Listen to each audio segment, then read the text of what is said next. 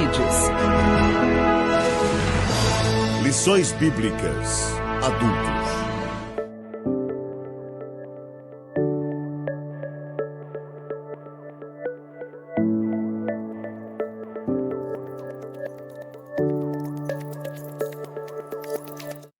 A paz do Senhor, estamos iniciando mais uma série dos episódios da Lições da Escola Bíblica Dominical, do Departamento de Comunicação da Igreja Evangélica Assembleia de Deus, Ministério do Belém, em Piracicaba. Direção-geral, pastor Irineu Lima Pereira. Hoje estudaremos a lição de número 2 da Escola Bíblica Dominical, do dia 13 de julho de 2025. Esta lição está indo ao ar às quintas-feiras, a partir das 21 horas. É o subsídio para os professores da Escola Bíblica Dominical, a lição 2, que vai tratar sobre o tema A Igreja de Jerusalém, um modelo a ser seguido. E hoje eu estou aqui com os meus amigos professores da Escola Bíblica Dominical, evangelista Mike Mocaibe. Paz do Senhor. Paz do Senhor, pastor Shin, muito obrigado pela oportunidade. Quero também agradecer pela presença do meu amigo pastor Samuel, que permitiu aprender com ele hoje, né? Deus abençoe. E a todos os nossos irmãos que estão assistindo essa transmissão inédita, né? ADCast Piracicaba, que é um advento novo aí da nossa igreja. Então aproveite para captar todo o subsídio bíblico-teológico para que você possa trabalhar aí na reflexão bíblica com todos os nossos irmãos aí do nosso campo. Deus abençoe a todos os irmãos. Também recebendo aqui no estúdio ADCast o presbítero irmão Samuel Silva. Paz do Senhor, irmão Samuel. Amém. Paz do Senhor, pastor. Paz do Senhor, evangelista Mike Mocaibe. Desde já agradeço ricamente aí o convite de estarmos aqui juntos para falarmos um pouco das maravilhas do Senhor Jesus. Amém.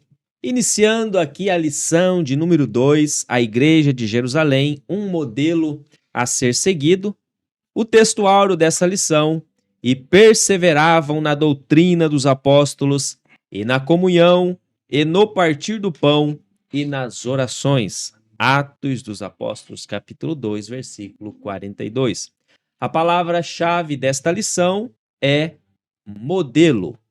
Verdade prática. A Igreja de Jerusalém, como igreja-mãe, tornou-se exemplo para as demais. Um modelo a ser seguido por todas as igrejas, verdadeiramente bíblica. A leitura bíblica em classe, ela está no livro de Atos dos Apóstolos, capítulo 2, do versículo 37 até o versículo 47. Você que está nos acompanhando através do canal do YouTube AD Belém Piracicaba, faça a leitura bíblica em classe. Pegue a sua Bíblia aí, abra ela, sua revista também da Escola Dominical, faça a leitura e acompanhe todo o conteúdo que será ministrado durante essa aula, que eu tenho certeza que será bênção para a sua vida, bênção para a sua casa. Iniciando aqui a introdução da nossa lição, mas antes, deixando aqui para os irmãos os objetivos da lição: explicar os fundamentos da Igreja de Jerusalém. 2. Reconhecer a importância do batismo e da ceia do Senhor como símbolos essenciais da fé cristã. E 3. Aplicar os princípios da Igreja de Jerusalém à vida da igreja atual, enfatizando a prática espiritual e acolhimento, a prática espiritual, o acolhimento e a adoração. A introdução da nossa lição, ela vai trazer aí um panorama do que nós estudaremos durante esta lição, que é a lição 2, que trata sobre modelo, ou seja, a Igreja de Jerusalém como modelo para a igreja atual. Por ser a igreja-mãe, Jerusalém ela se torna um modelo para as demais igrejas que foram implantadas. É de Jerusalém que partem as decisões que buscam, por exemplo, disciplinar, padronizar e determinar práticas cristãs. A igreja, irmão Samuel e o irmão Mike, a igreja ela começa a crescer, ela começa a criar um corpo, podemos dizer assim, né? Eu não sei agora se vocês têm alguma referência quanto a isso. Eu tentei buscar algumas referências, né? Mas a gente tem apenas de um certo momento que Tiago se torna o pastor ali da igreja de Jerusalém, né? Podemos dizer o pastor presidente ali, né? Eu não sei a partir de que momento que ele se torna o pastor, não sei se é já desde o momento que ela inicia ali no Pentecoste, logo após isso, mas dá-se que ele é o pastor daquela igreja. Tiago, que é o irmão de Jesus, né? Não era o Tiago, os Tiagos discípulos, né? Era o apóstolos, era o Tiago, o irmão de Jesus, que não chegou a ser um apóstolo. E aí a igreja ela começa a crescer, diz que uma única pregação de Pedro em Atos capítulo 2, 41, 3.000 almas se convertem ao evangelho. O crescimento foi muito rápido. Depois, Atos capítulo 4, se não me falha a memória, versículo 4 também diz que já eram 5.000, né? Depois, Atos capítulo 6, versículo 7, diz que o aumento da igreja era significativo. Então, já era muito mais do que 5.000. Depois, se não me falha a memória, Atos capítulo 9 diz que já nem se poderia contar o número dos que se achegavam à fé. Atos capítulo 11 faz a mesma menção a respeito disso. Então, a igreja tem um crescimento estrondoroso, vamos dizer assim, em um curto período de tempo. Porque os irmãos estavam cheios ali em Atos capítulo 4, se a gente for ver ali o Pedro pregando com tanto entusiasmo, Pedro e João, e de repente eles são pegos ali por alguns dos principais das sinagogas, e aí eles falam com tanta autoridade, e aí diz que quando eles saem dali vão para a casa de uma irmã, e aí eles chegam na casa dessa irmã, diz que eles estavam em oração, diz que o lugar tremia de tanto poder. Então era muito poder, por isso que crescia demais a igreja primitiva. Então é necessário ter, podemos dizer assim, era necessário ter um modelo para esse crescimento. E esse modelo parte da igreja de Jerusalém, inclusive acho que eu já posso até aqui fazer menção, não sei se vocês também vão fazer menção a respeito desse versículo, que é Atos capítulo 16, versículo 4, que faz menção dos decretos que eram designados através da igreja de Jerusalém para que fosse entregue às demais igrejas que estavam se expandindo. Então era um modelo que era repassado. Então, podemos dizer que essa introdução aqui é a respeito desse crescimento e era necessário haver um modelo. Aí nós vamos entrar aqui no tópico 1, que é uma igreja com sólidos alicerces. E aí o subtópico vai tratar sobre uma igreja com fundamentos doutrinário. Bom, Mike? Muito bem. O capítulo 1 fala acerca da subida, da ascensão de Jesus. O capítulo 2 fala da descida do Espírito Santo na terra. Agora, Atos dos Apóstolos, nós temos 28 capítulos e quem vai solicitar ou encomendar a pedido de Teófilo, né, vai pedir para Lucas, né? Lucas, então, escreve os Atos de Jesus Cristo, no Evangelho de Lucas, e escreve os Atos da Igreja Primitiva em Atos dos Apóstolos. Todo esse período, pastor Shin, foram de 34 anos de registro históricos. Nós temos do ano 30 ao ano 64 depois de Cristo. Acredita-se que no ano 62 já se fecha todo esse material, a pedido de Teófilo. Possivelmente, Teófilo fazia parte do Senado, ele era um dos senadores do Império Romano, como também pode ser que ele seja também um dos juízes daquela ocasião. Então, dado a importância do pedido Teófilo era alguém rico, né? Vai encomendar esse pedido para Lucas. Lucas, os irmãos sabem muito bem, ele era médico de formação, então ele vai fazer esses levantamentos, né? Esses contatos secundários, haja vista que Lucas não teve o privilégio de acessar a pessoa de Jesus.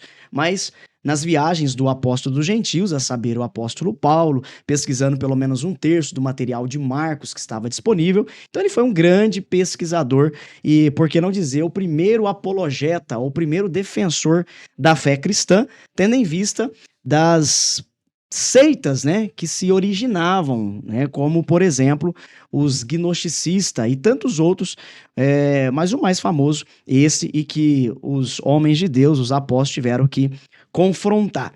Bom, dito isto, podemos observar o versículo-chave desse parágrafo de Atos dos Apóstolos, capítulo 2, versículo 42. Enquanto Jesus sobe e fornece orientações, mandamentos para esta igreja em plena ascensão, a Bíblia diz em Atos 2,42 que eles perseveravam na doutrina dos apóstolos. Nós temos dois entendimentos aqui, pastor Samuel. O primeiro é que perseveravam, ou seja, eles continuavam as suas atividades religiosas. Eles não pararam, eles acreditavam, eles continuavam a fazer aquilo que eles estavam fazendo. Né? Não houve uma ruptura no processo. Não, mas a Bíblia diz que eles perseveravam. Perseveravam no quê, Mocaibe? Perseveravam na doutrina dos apóstolos. Ora, a doutrina dos apóstolos, evidentemente, eles tinham com mais propriedade a tradição oral, né? Porque eles eram testemunhas oculares, né? Eles viveram, viram, contataram, acessaram, e Lucas vai descrever isso, né? Então, melhor do que uma testemunha primária para falar de um verdadeiro espanto que foi, né, a vinda de Jesus Cristo, nada e ninguém melhor que os próprios apóstolos. Então, tudo aquilo que eles falavam era de muita autoridade, eles tinham propriedade porque eles viram, né? Eles testemunharam, né? Isso até de ordem judicial, né? O Shin pode falar até melhor que a gente, né?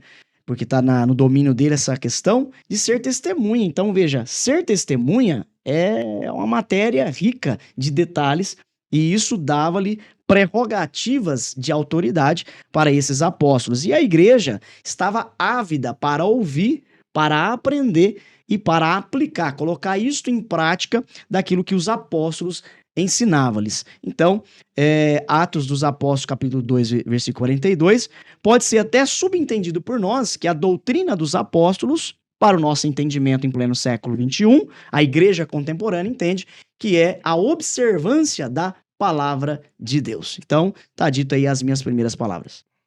Amém. Subtópico 2, irmão Samuel, vai tratar aí sobre perseveravam na doutrina dos apóstolos. Irmão Samuel, eu sei que tem propriedade para falar sobre isso, que inclusive ele já fez menção, né, na nossa aula de teologia, um pouquinho a respeito desta palavra, doutrina. Exatamente. Nós precisamos entender que na introdução da nossa lição, tem uma palavra maravilhosa, que é a palavra padronizar. É muito importante a gente entender essa palavra. É tornar padrão. O autor traz a palavra-chave como modelo, mas assim, mais fácil de se entender seria o padrão. A igreja primitiva se tornou o padrão para os dias de hoje. Isso é muito importante, por quê? Porque muitas das vezes as pessoas hoje já não querem mais obedecer, já não querem mais ter uma referência, né? Então a gente vê aqui que no tópico 2 ele diz assim, e perseveravam na doutrina dos apóstolos. O que é doutrina? Doutrina na realidade, vem da palavra grega didaké, né, que quer dizer ensinar, instruir. Eu tenho eu amo a doutrina porque ela não muda. Outras coisas mudam, usos e costumes mudam, regras humanas mudam, mas a doutrina não. Doutrina, ela é para sempre. O que era pecado há 200 anos, 50 anos, ela continua sendo a mesma coisa.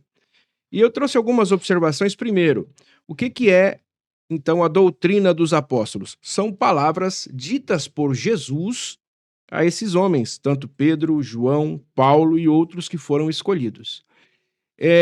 Se você olhar em todos eles, o escrito, tanto em Atos quanto as cartas paulinas, ele vai dizer vinda de Jesus, palavras vindas de Jesus. Até na ceia ele vai assim, porque eu aprendi do Senhor, aprendi com o Senhor, né? Então, doutrina dos apóstolos é uma mensagem vinda de Cristo para eles. Depois, perseverar, permanecer firme, mesmo em meio à dificuldade. Hoje em dia, as pessoas já perderam essa ideia de perseverança, né? Qualquer coisinha, qualquer correção a mais que a Bíblia aponta no seu erro, na sua falha, ele já muda de igreja, ou então pior, ele abre uma igreja para ele, irmão. Hoje em dia está muito fácil, né? As pessoas vão lá, registram um CNPJ, porque não aceita liderança, não aceita correção bíblica, né? A gente precisa entender esse detalhe. E a igreja primitiva, que começou no dia de Pentecostes, ela prossegue em toda a sua caminhada, a gente vai ver Atos inteiro, prosseguindo aonde? Na doutrina dos apóstolos. Aquilo que eles aprenderam a comunhão, o partir do pão, mas a doutrina dos apóstolos, o ensinamento bíblico vindo diretamente de Jesus para cada homem daquele, era a base para aquela igreja. Amém. Amém. É muito interessante esse ponto, Dom Samuel. Inclusive, eu havia feito menção de Atos, capítulo 16, versículo 4, né? Ali em Atos, capítulo 16, versículo 4, diz que eles levavam os decretos. Decretos ali, ele tem até dois sentidos. Alguns outros textos, né? Fala decisões tomadas. Essas decisões tomadas, aí nós podemos dizer como que, lógico, mas ainda assim, pautado nas doutrinas, tinha os decretos, que eram as decisões tomadas, ou seja, alguns dogmas, aí sim podemos colocar algumas, como que é a palavra que o senhor tinha dito, que é diferente de doutrina?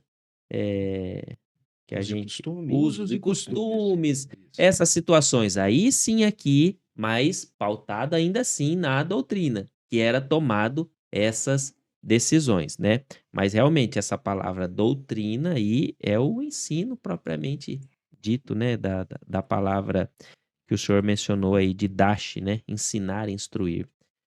Subtópico 3, uma igreja relacional e piedosa. Então aqui nós podemos dizer aí a continuação de Atos capítulo 2, versículo 42, que trata sobre a comunhão. A igreja de Jerusalém, ela perseverava na comunhão. Essa palavra comunhão aqui é traduzida da palavra grega koinonia, que é traduzida aí para comunhão. Ela traz referência a relações interpessoais, ou ainda até mais com a construção de bons relacionamentos. Isso é importantíssimo para a igreja, né? Porque às vezes tem pessoas que elas não têm esse bom relacionamento, né? Às vezes do jeito que ela entra, com a cara fechada, ela vai embora com a cara fechada, ela não quer ter comunhão, não, eu vou para a igreja. Alguns até falam, dizendo que acham que estão com a razão, dizem, não, eu vou lá só por causa de Jesus, eu não vou por causa de ninguém, eu não quero saber de ninguém. Não é assim, né? É lógico que nós temos que estar na igreja por Cristo, pela pregação do evangelho, mas nós não cultuamos sozinhos, né? Nós cultuamos com irmãos, então tem que haver essa comunhão.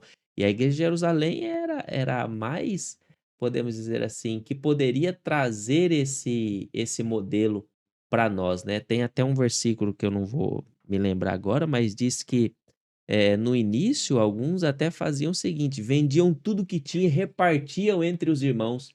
Olha que comunhão e que relacionamento interpessoal que existia nessa igreja. Da pessoa chegar a vender tudo que tinha para poder levar ali e dividir, ter essa comunhão com os demais irmãos. Então, eu acho que isso nós podemos deixar aqui como um modo, uma visão que tem que haver nos nossos dias de hoje. Nós temos que ter esse amor ao próximo, né? Às vezes tem um irmão que está necessitado, às vezes de um abraço só. Ele não precisa de dinheiro, ele não precisa de nada, ele precisa só de um abraço, de um afeto, de um carinho, né? Eu me lembro que eu fui uma vez numa igreja e me chamou a atenção aquilo, porque o irmão que ficava na porta da igreja, todas as pessoas que passavam, ele pegava na mão. Que bom que você veio. Jesus te ama, eu te amo também. E dava um abraço na pessoa e a pessoa entrava na igreja. Se uma pessoa chega triste ali, é impossível que ele entre para a igreja triste. Ele já entra feliz, dizendo assim: meu Deus, como uma pessoa que nem me conhece me abraça, diz que Jesus me ama e ele me ama também. Isso é, né, a comunhão, é esse relacionamento que a igreja deve manter, uma igreja relacional e piedosa. Os irmãos querem, irmão Samuel? Na realidade, esse tópico ele é muito importante, mas a gente tem que tomar cuidado com uma palavrinha muito maligna, que é o socialismo. Ah, sim. Né? A igreja não era socialista, bom? A Sim. igreja era uma igreja que tinha comunhão plena, eles viviam a plenitude da comunhão, a ponto de os irmãos venderem as suas propriedades e depositarem aos pés dos apóstolos. Então, não podemos confundir comunhão com socialismo. Ok? Sim, importante ressaltar esse ponto, que às vezes as pessoas acham, né, que o senhor disse aí até do socialismo, né, mas tem a outra palavra mais feia ainda, que é o comunismo, Comunismo. né? Então acho que nenhuma nem outra, era apenas ali existia essa questão da fraternidade, essa questão da piedade, do amor ao próximo. Isso é que existia nesta igreja. Pautando aqui já para. Quero uma parte. Pois não, mamãe. Eu gostei muito dessa fala do pastor Samuel. Samuel tá cheio de revelação hoje, hein? Meus irmãos, justamente eu quero corroborar a fala do pastor Samuel. Foi muito feliz. Por que que eu quero corroborar?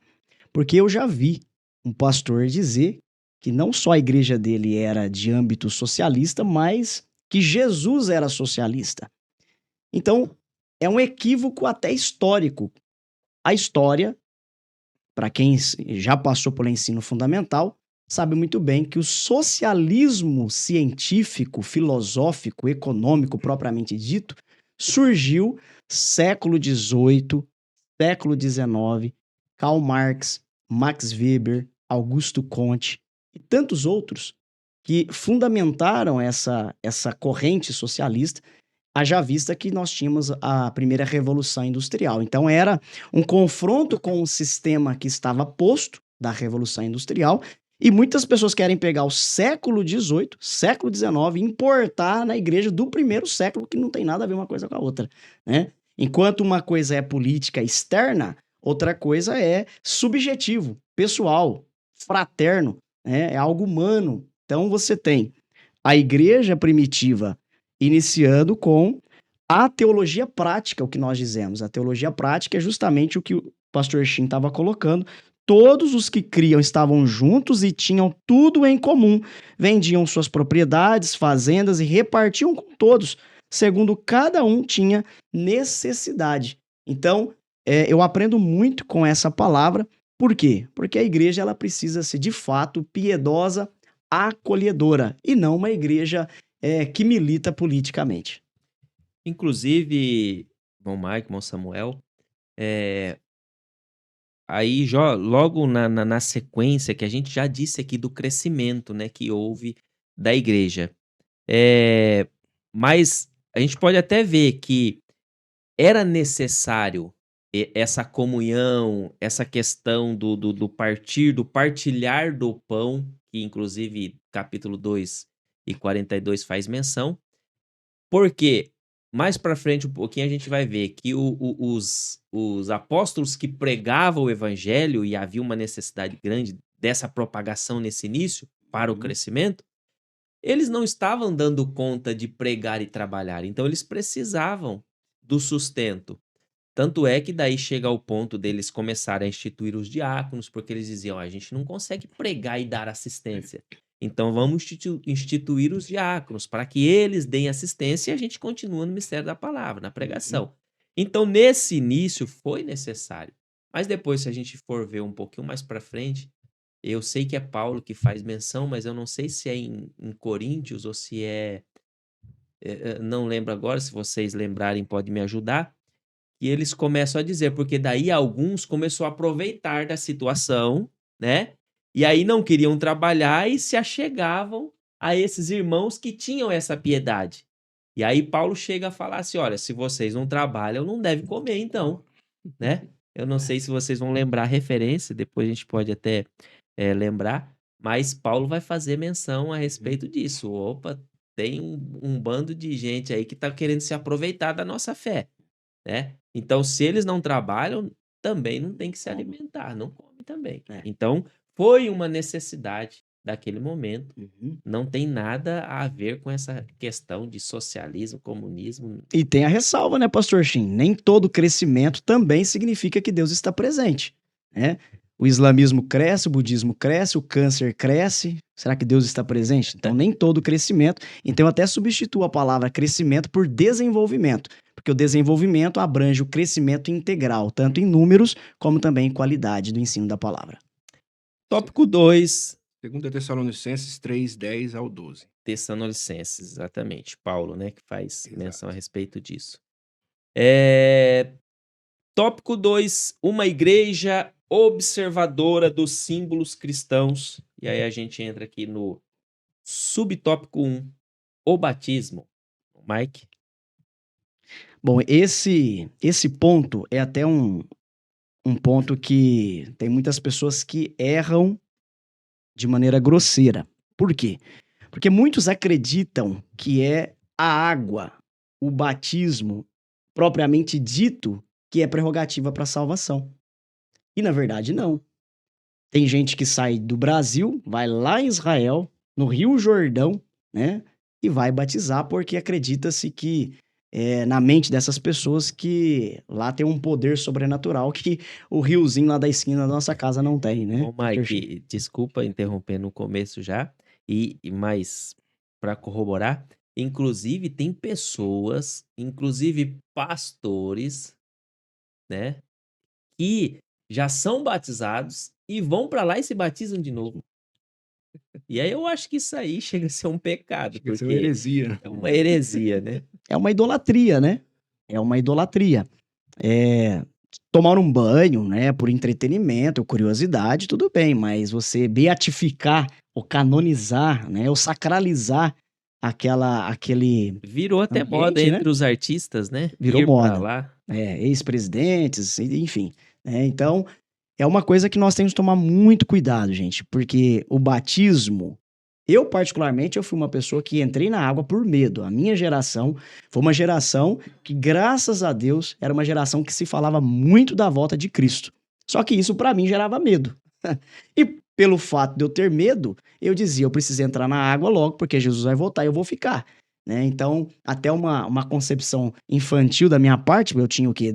12, 13 anos, mas enfim, entrei na água, fui batizado, né? Mas eu só fui me converter de fato a partir dos 15 anos, quando eu já estava batizado nas águas. Então, não é a água em si que salva o crente, mas a água, o batismo, é a testemunha de uma realidade interior, uma demonstração externa de uma convicção interior. É da mesma forma um casamento. Para que a gente utiliza uma aliança, né? A aliança demonstra uma realidade de um cultivo, de um casamento, né? Em que houve uma compatibilidade espiritual, emocional, fisiológica e propósitos, né? Eu ouvi o pastor Shin falar esses tempos que Deus une propósitos e é justamente isso, né? Então, o batismo é a mesma coisa. Você vai testemunhar uma realidade que você teve, que foi aceitar Jesus como Salvador, o ato da conversão, e a regeneração, que foi o convencimento partindo do Espírito Santo. Arrependei-vos e cada um de vós seja batizado em nome de Jesus Cristo para perdão dos pecados. Está escrito em Atos, capítulo 2 e versículo 38. Então, a ideia do batismo para o perdão dos pecados não significa que o batismo resulte no perdão, mas que é o perdão dos pecados como efeito de aceitar a Jesus como Salvador. Então, entende-se dessa forma. Agora, lamentamos que muitas pessoas ainda, embora, né, criticam determinadas religiões, mas praticam as mesmas coisas, né, de idolatria, pois idolatram a água, simplesmente a água. Mas quem salva, única e exclusivamente, só Jesus Cristo. Inclusive, irmão Mike, complementando, eu tinha alguns amigos de uma determinada denominação, questão de ética, eu não vou citar o nome, mas acho que as pessoas sabem, que eles diziam assim, e se batizavam já numa idade avançada, porque dizia que eles entendiam que era a partir do batismo que se perdia a inocência. Eu acho que é isso o pensamento deles, né? Porque antes do batismo eles poderiam fazer o que quisessem, né? Mas depois do batismo, aí eles não poderiam fazer mais nada, porque daí sim começaria a valer ali, acho que os pecados, acho que Cobrança. a cobrança, né, começaria a vir. Então são pensamentos E tem que aquela ideia também, Shindy, é piscina ou é águas correntes no rio? Né? Porque se for piscina, a água tá parada. Eu o conheci pecado fica ali irmãos que preso. não deixavam os meninos adolescentes pular na piscina para brincar. Não, o pecado tá lá, deixou tudo lá, água parada. Vamos no rio, porque o rio, a água leva embora os pecados. Eu me batizei no rio, então pecado embora. não. E era água corrente. Vamos lá então para o subtópico 2, a ceia do Senhor, com Samuel. Amém. Só corroborando o que vocês já falaram, o batismo para mim é o ato público de arrependimento. Não tem outra. Mas significa mergulho, sim, mas teologicamente é um ato público de E a arrependimento. Bíblia diz há um só batismo, né? Exatamente. E também se batizava as pessoas para notificar publicamente que elas pertenciam àquela religião e que elas estariam aptas até a sofrer por aquela religião. Esses dias perguntaram para mim se para tomar ceia era necessário todo mundo ser batizado. Eu falei, na minha igreja, sim. Eu faço parte de uma igreja que precisa realmente todo mundo ser batizado.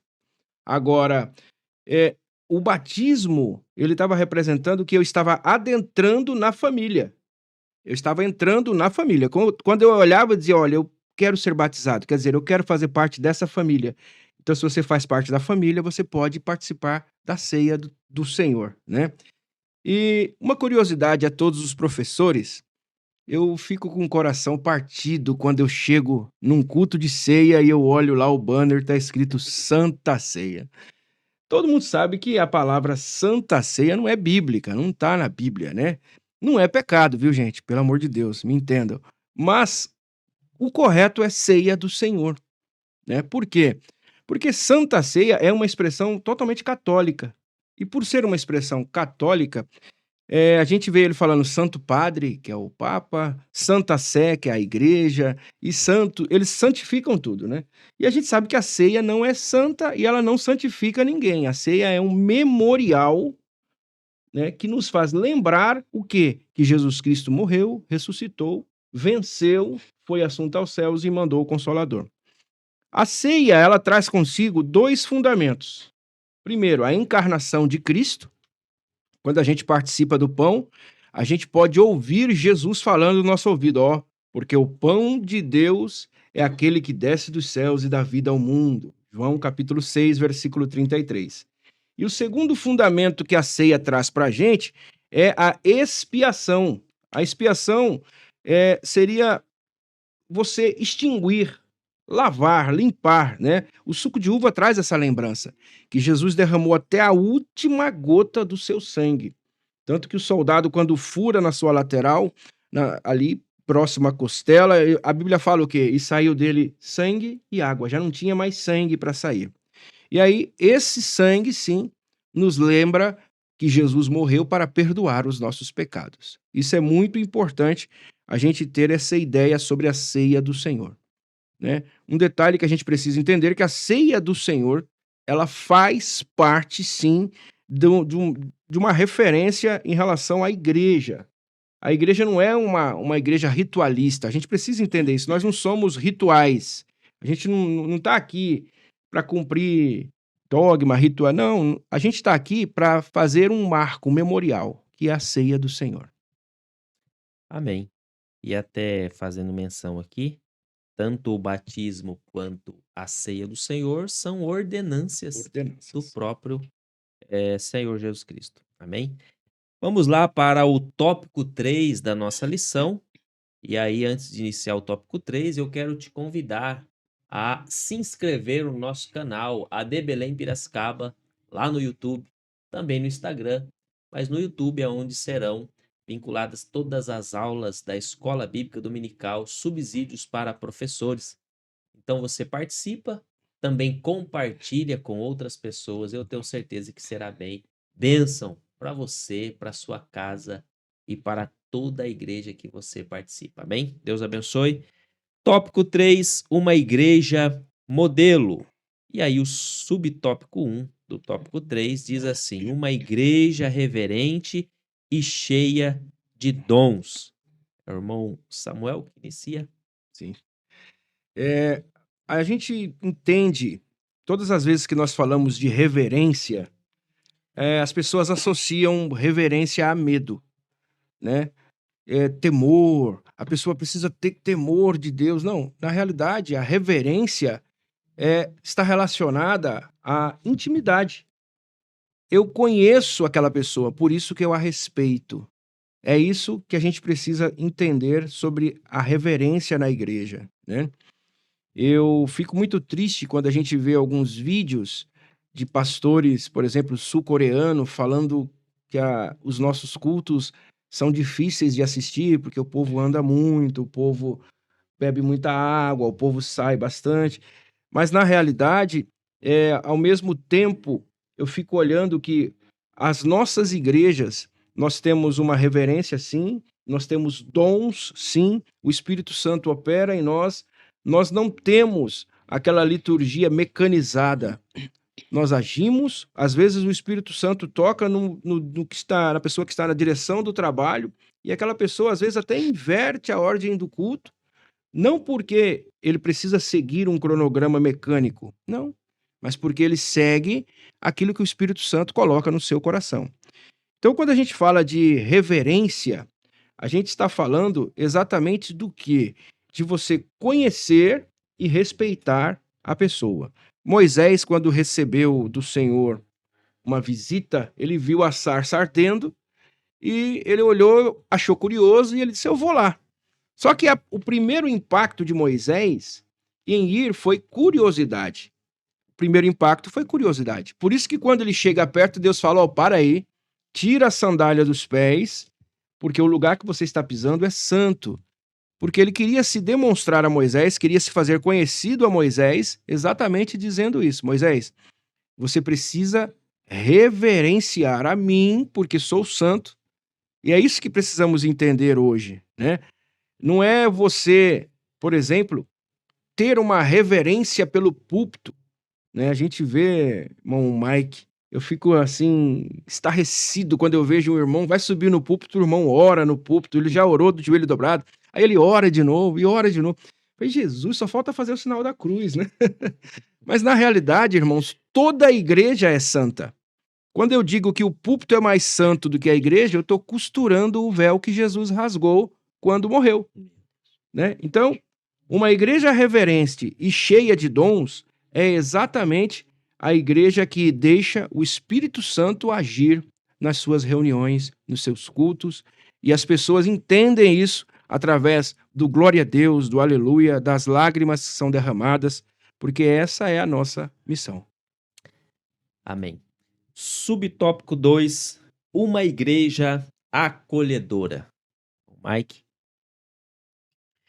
Bom, o contexto de Atos dos Apóstolos, capítulo 2, revela-nos que, entre os milhares de judeus peregrinos que estavam em Jerusalém, muitos deles eram dispersos, seja por perseguição, por cativeiro, mas que naquele instante, naquela ocasião, estavam, de certa forma, querendo participar da festa do Pentecoste. Eles estavam na Páscoa, e na Páscoa, posterior 50 dias, eles disseram, não, vamos ficar mais aí um tempo, porque vai chegar a festa do Pentecoste, né? E a gente vai aproveitar a viagem, vamos ficar por aqui. Irmãos, o povo gosta de festa. Se tem uma coisa que crente gosta é de festa. Deus é um Deus festeiro, né? Basta a gente observar as festas do Antigo Testamento. Então, o que acontecia? Quando acontece de fato o Pentecoste, né, essa festa maravilhosa que tomou um sentido e um significado espiritual e simbólico muito grande, esses peregrinos achavam que ia ficar desapontados ou ficar sem ter condições para retornar para suas casas, para suas residências, para suas regiões. Então, o que a igreja fazia? Em Atos 2,44, diz que a igreja, vendo a necessidade desses irmãos, né, que não podia e não tinham como receber assistência física e assistência financeira, eles vendiam tudo e tudo era em comum, ou seja, fornecia subsídio, suporte até para esses irmãos retornarem para sua casa, já vista que estavam na festa do Pentecoste. Quero abrir um parênteses para dizer, tem muita gente que fala assim, né? A gente precisa voltar aos moldes da igreja primitiva.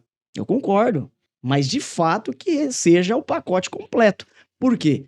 Porque a Bíblia diz que eles vendiam tudo. Você está preparado para vender a sua casa e repartir para os pobres, para as viúvas, para os estrangeiros? Você está preparado para vender o seu carro e repartir? A grosso modo é o que está escrito aqui. Os irmãos né? não querem dar nem carona hoje em Não dia. está querendo dar nem o dízimo, que é 10%, que dirá dar 100%, né? Samuel, que está aqui nos bastidores. Que dirá dar 100%. Reclama, briga com o marido, com a esposa, de dar 10% com o pastor. Fala que o pastor é ladrão porque está dando 10%. E a igreja primitiva que dava 100%, dava tudo, né? Ou seja, a alteridade, a empatia, pensando na perspectiva e o referencial do próximo. E o segundo ponto, a igreja acolhedora, os membros se sentem acolhidos e sente a sensação de pertencimento, por fazer parte de um grupo. Aqui, Pastor Shin, eu faço uma avaliação sociológica, né?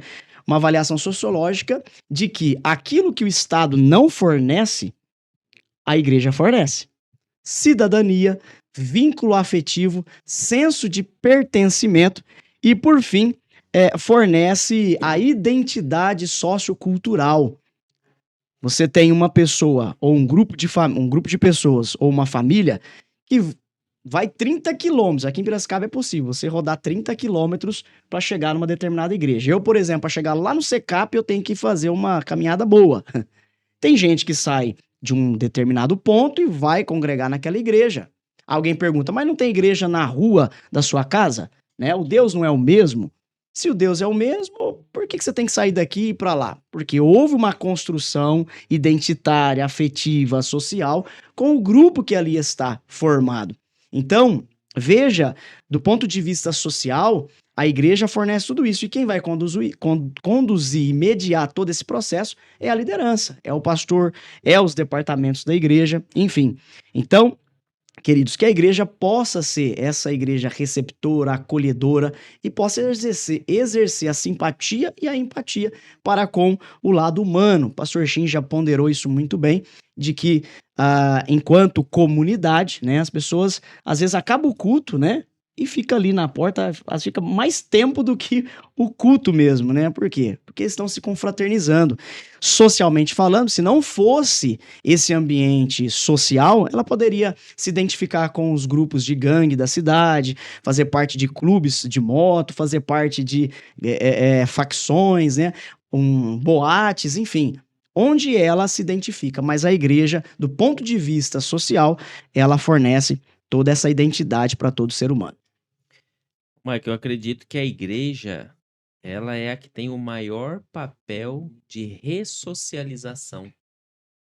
Por exemplo, pega uma pessoa que foi um drogado e consegue trazer uma transformação para a vida dessa pessoa, uma pessoa que já viveu numa vida de prostituição, uma pessoa que já viveu numa vida do crime e consegue ressocializar estas pessoas, né?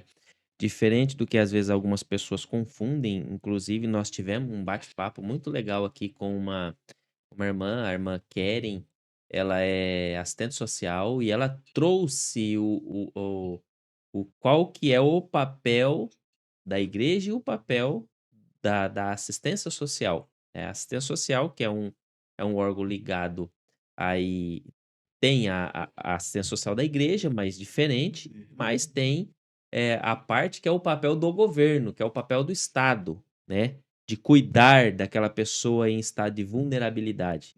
Mas a igreja, ela cuida da parte espiritual, dá o apoio social, com certeza, né? Mas é diferente essa questão do ressocialização que você comentou, né? E do papel do Estado de auxiliar aquela pessoa em vulnerabilidade. Às vezes as pessoas confundem.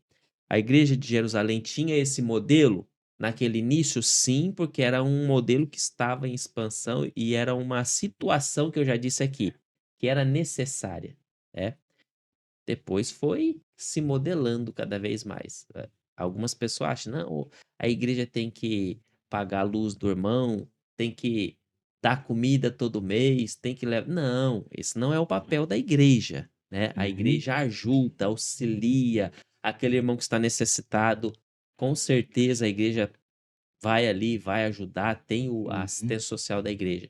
Mas o papel da igreja é um papel espiritual. Então, acho que é importante fazer. Além desse fator simbólico, né, Shin? Às vezes aquilo que você ponderou muito bem, o pai, a mãe, a família, né, não dá aquele respaldo afetivo, a Exatamente. igreja, na entrada, na recepção, a pessoa já se sente acolhida e visível.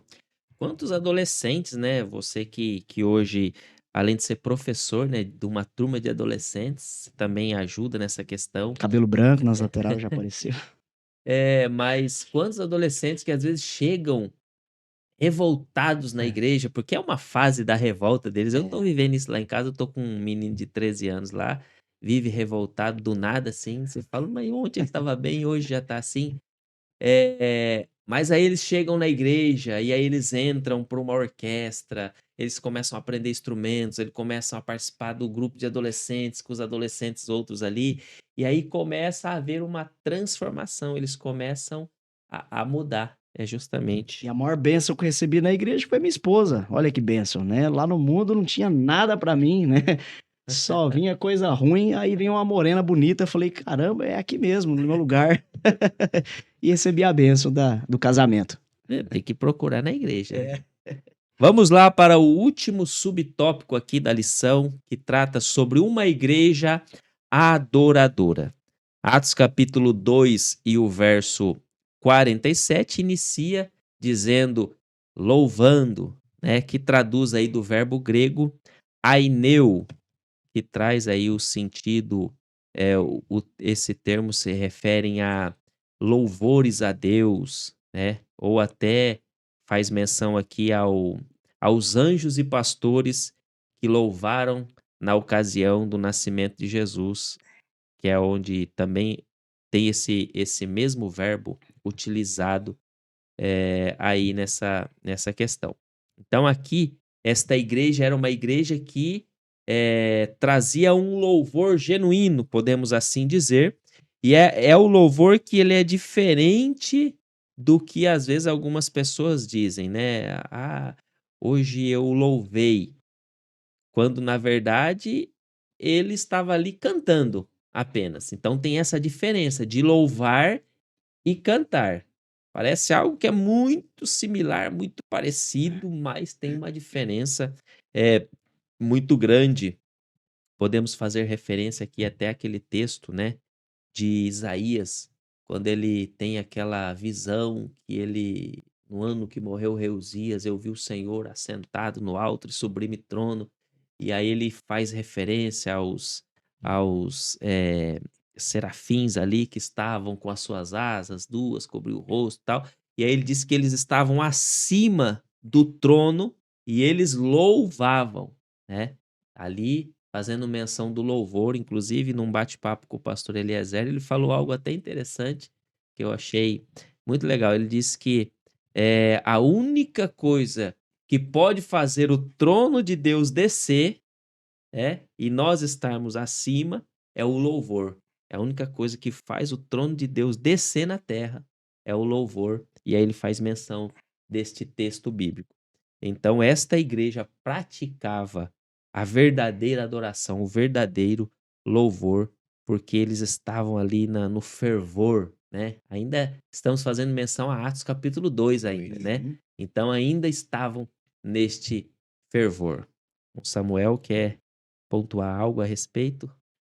Sobre a igreja que adora, a igreja que realmente tem a função de adorar ao Senhor. Se você olhar a igreja primitiva, eles não cantavam, né? As reuniões, a liturgia da igreja em si, geralmente era marcada por um hino, né? Então, a adoração, toda a adoração que era feita na igreja se dava através do quê? Da palavra, da glorificação, do reconhecimento das obras de Jesus, o povo ficar maravilhado, a ideia de se maravilhar por Jesus ter feito algo tão grande, isso já era uma adoração suficiente, sem precisar estar cantando. Não tenho nada contra cantar, pelo contrário, eu amo cantar, mas não Inclusive, é... ele é músico também, né? Exatamente. Mas não é só o louvo, cantar, cantar, cantar que estará representando a adoração. A verdadeira adoração, ela já começa lá dentro. Quando a gente começa a dizer, Senhor, Tu és bom, Tu és santo, realmente Tu és tudo. Isso é a verdadeira adoração. E a igreja anda cantando muito, né? Às vezes é 10 departamentos cantando e depois 20 minutos pra palavra, 10, 5, né? E E na ainda quer sede que tá traz tendo coisa que ter boa. até escala de grupos, de tanto grupo que tem, rapaz. Glória a E Deus. realmente, né? Mas A nível Brasil, né, não, irmãos? A nível não Brasil. estamos dizendo É. que o cântico não é uma adoração, Sim, né? Estamos dizendo que há uma diferença de cantar, aí o cantar que eu estou dizendo é aquela pessoa cantar sem ter um intuito do cântico. É. Eu acho até interessante, aqui, geralmente os nossos maestros do coral, por exemplo, da sede, antes de colocar um hino, eles fazem menção de como aquele hino se deu. Qual é a origem daquele hino? Por que aquele hino foi escrito, né? Então, eu acho muito importante, inclusive, ter um hino da harpa que eu acho muito lindo. Agora eu vou... acho que é aquele da linda pátria estou bem longe. O exilado. O Exilado. 36. Que daí você... Quando eu fui ouvir a história desse hino, né? Faz menção, se eu não me engano, de um pai que perdeu toda a família num naufrágio de um navio. E aí ele faz menção deste louvor. Então, o louvor ele tem um propósito também. O cântico, vamos dizer assim. O cântico ele tem um propósito. Só que a pessoa que está entoando o cântico, e falando de cantar, tem que saber o que ele está cantando, porque daí esse cântico vai gerar uma adoração. Esse cântico vai gerar uma adoração, né? Então, eu acho que isso é importante, nós termos noção do que nós estamos cantando. Porque hoje tem cantoria, vamos dizer assim, que não tem nada de adoração, né? E nem bíblico, né? E nem bíblico, Cristocêntrico, justamente. Porque nós já falamos, né? Toda a igreja primitiva era baseada numa pregação cristocêntrica, num louvor cristocêntrico. Então, tem que tomar cuidado com isto, né? Só corrigindo um pouquinho, esse da que perdeu o naufrágio, a família do naufrágio, foi Horácio Spafford, o nome dele, né?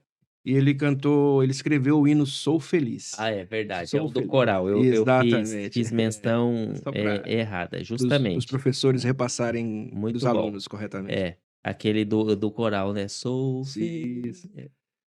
Com Alguma coisa Jesus, assim. sou Exatamente. feliz. É isso aí. Com Jesus, meu Senhor, justamente. E as canções Muito têm que obrigado. passar pelo crivo da palavra, né? Sim. Exatamente. Senão que tem que passar. cartar, né? Sim. Tem uns cânticos aí, e não vamos nem dizer daqueles antigos que às vezes têm seus errinhos, né? Teológicos Sim. ali, tudo bem, mas ainda passa. Mas eu tô falando dos atuais hoje, por exemplo, que às vezes você não vê o nome Jesus na letra inteira do hino, e aí Mas você só vê a pessoa falando do meu amor, e meu amor, e meu... Mas não está se referindo a Jesus, está se referindo a uma terceira pessoa ali. No nosso movimento hoje brasileiro, a gente vê muito triunfalismo, que diz respeito à promoção social, material que a pessoa recebeu, né? E aí o crente acredita que a bênção de Deus está atribuída na expansão, né, do crescimento pessoal daquela pessoa. É testemunho pessoal, experiência pessoal dela, né? De igual forma, por exemplo, você tem Benihim, que teve uma experiência maravilhosa com o Espírito Santo, escreveu um livro, Bom Dia Espírito Santo. Aí, a partir do segundo, terceiro livro, já virou mercado. Aí é Bem-vindo Espírito Santo, aí é Ser Tu Uma Benção. Então, eu preciso separar o que foi experiência real, genuína, pessoal, e o que é mercado. Então, lamentavelmente, muitas canções que se cantam em departamentos a nível eclesiástico, né, é mais falando da experiência desses cantores e que não tem nenhum fundamento bíblico teológico. Meus irmãos, nós chegamos para o final de mais uma lição da Escola Bíblica Dominical, finalizando a lição de número 2. Eu te convido a participar. A conclusão desta lição, nós podemos aprender que a igreja primitiva, ela teve um crescimento muito grande. E nesse crescimento precisaria, como disse o professor Samuel, uma padronização, podemos assim dizer. A palavra-chave é modelo, mas podemos traduzir aí por padronização. Houve essa padronização, é uma igreja que nos ensina o modelo da verdadeira adoração, da palavra cristocêntrica, também uma igreja genuinamente acolhedora, uma igreja que praticava o amor ao próximo. Então, que você possa instruir os seus alunos, que você possa aprender com esta lição e com esta igreja que foi modelo e é modelo até os nossos dias atuais. Que Deus continue te abençoando, Deus abençoe o professor Mike, Deus abençoe o professor Samuel, que Deus continue abençoando você que está nos assistindo, se inscreva no nosso canal, compartilhe, curte aí o vídeo, que eu tenho certeza que será bênção para você, para sua família e para toda a igreja. Deus abençoe.